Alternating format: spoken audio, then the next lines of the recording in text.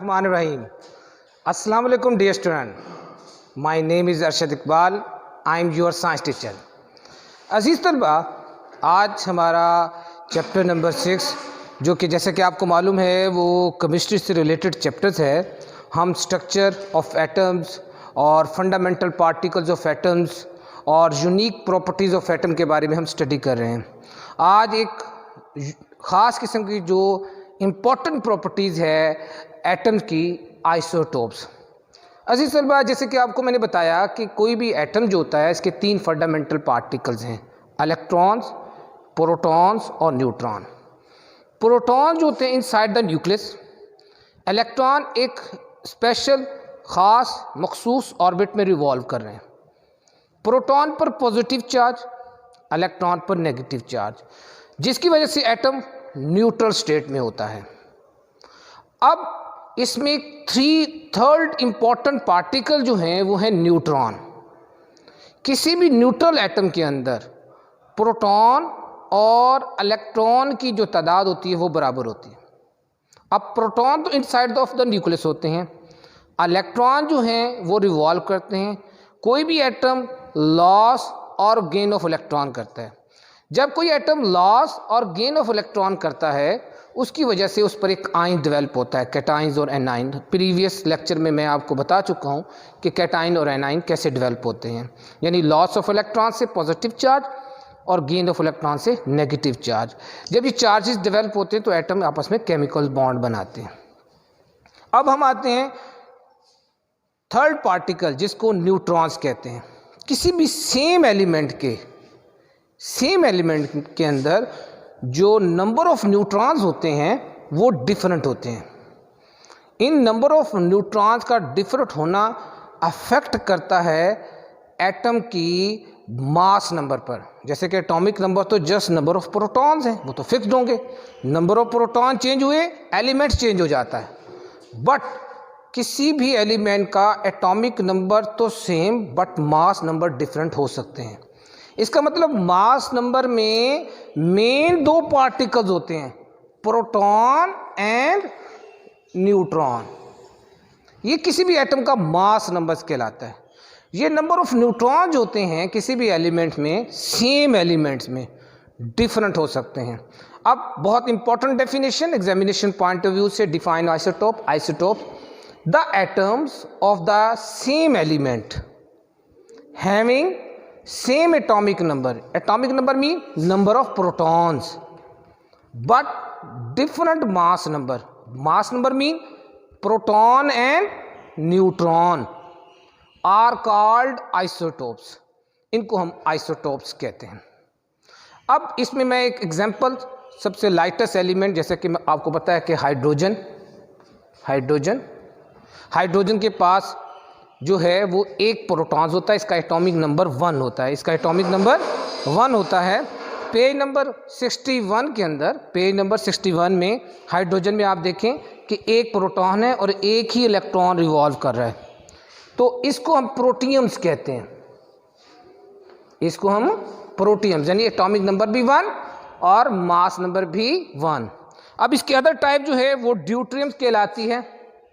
इसका mass number 2 देखें आप, एक प्रोटॉन और एक न्यूट्रॉन होता है, तो मास नंबर कितना हो गया 2, एटॉमिक नंबर 1 क्योंकि नंबर ऑफ प्रोटॉन्स एक ही है।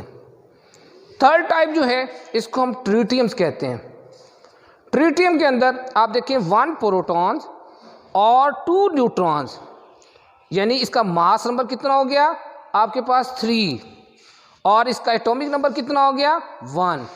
इससे प्रूव हुआ कि ये तीनों जो एटम्स हैं ये तीनों एटम हाइड्रोजन्स के। एक को हम प्रोटियम जिसके अंदर एक प्रोटॉन, दूसरे को हम ड्यूट्रियम जिसके अंदर न्यूक्लियस के अंदर एक प्रोटॉन और एक न्यूट्रॉन, और 3rd जो है जिसमें जस्ट 1 प्रोटॉन और 2 न्यूट्रॉन्स होते हैं, तो ये 3rd आइसोटोप है। इस आइसोटोप्स को हम यूटिलाइज करते हैं, इसके मुख्तलिफ यूजेस हैं।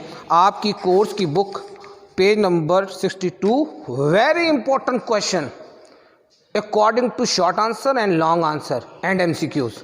तो हम 1 बाय 1 डिफरेंट इंपॉर्टेंट किस्म के जो आइसोटोप्स हैं उनकी स्टडी करेंगे। सबसे पहले कार्बन C14, ये कार्बन का C14 आइसोटोप्स है। इस C14 को हम calculate the age of plant, इसको हम कार्बन डेटिंग भी कहते हैं। किसी भी प्लांट्स की एज फाइंड करनी है कि ये दरख्त या प्लांट्स या एनिमल्स, तो कार्बन डेटिंग के थ्रू हमें बताया जाता है। जैसे कि आपको पता है डायनासोर्स हैं, बहुत पुरानी रॉक्स होती हैं और उसके बारे में या फोसिल्स के बारे में बताया जाता है कि इतने मिलियंस या बिलियंस ईयर्स पहले मौजूद थी, तो हम वो कार्बन डेटिंग के ज़रिए फाइंड कर सकते हैं, यानी C14। नेक्स्ट आइसोटोप N15 यानी nitrogen 15।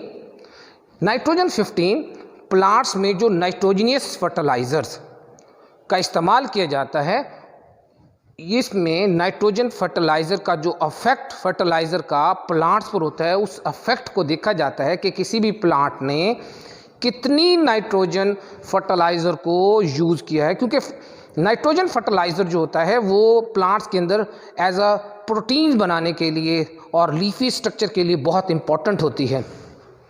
Next isotope sodium Na24। Sodium 24 blood के अंदर जो सर्कुलेशन होती है, ब्लड की सर्कुलेशन को फाइंड करने के लिए जो है वो इस्तेमाल की जाती है sodium 24। Phosphorus 32 P32। Phosphorus 32 treatment of, इस आइसोटोप को ट्रीटमेंट ऑफ कैंसर के लिए इस्तेमाल किया जाता है। Chromium 51 Cr51 study the red blood cell. आपको पता है मेन कंपोनेंट ब्लड में red blood cell, white blood cell, platelets, तो जो रेड ब्लड सेल है उसकी टोटल कंसंट्रेशन ब्लड के अंदर देखी जाती है through chromium 51। Next isotope Fe59 यानी आयरन 59। आपको पता है कि हमारे बॉडी के अंदर जो ब्लड सेल्स यानी रेड ब्लड सेल और उसके अंदर जो इम्पोर्टेंट कंपोनेंट्स यानी हीमोग्लोबिन, उसमें आयरन एक इम्पॉर्टेंट कंपोनेंट है जो कि ऑक्सीजन को एब्जॉर्ब करने में बड़ा अहम किरदार अदा करता है। तो study of absorption of iron, कि हमारी आयरन जो है वो कितना एब्जॉर्ब कर रही है। कुछ लोगों के अंदर आयरन की बहुत ज़्यादा कमी हो जाती है, ऑक्सीजन एब्जॉर्ब नहीं हो रही थी, तो वो आयरन यानी Fe59 के ज़रिए हम फाइंड कर सकते हैं। CO कोबाल्ट 60, ये कोबाल्ट 60 को भी हम यूज़ करते हैं फॉर द कैंसर ट्रीटमेंट के लिए इस्तेमाल किया जाता है। नेक्स्ट लास्ट आइसोटोप आयोडीन यानी I131 use to treat the goitre. Goitre एक डिजीज़ है, ख़ास तौर पर पहाड़ी इलाकों के अंदर जो कुछ पेशेंट्स ऐसे जैसे गर्दन फूल जाती है, वो आयोडीन की कमी की वजह से होती है, और आयोडीन 131 जो है उसके लिए यूज़ की जाती है। बहुत इंपॉर्टेंट क्वेश्चंस हैं, वन बाय वन आपने इस तमाम पॉइंट्स को, इंपॉर्टेंट एलिमेंट्स हैं, उनके आइसोटोप्स हैं और उनके यूजेस हैं, अजीज़ तलबा आपने इनको अच्छे तरीके से याद करना है। आज के लेक्चर में कोई बात समझ ना आई हो तो आप मेरे व्हाट्सएप नंबर पर रब्ता कर सकते हैं। अल्लाह हम सबका हामी नासिर हो।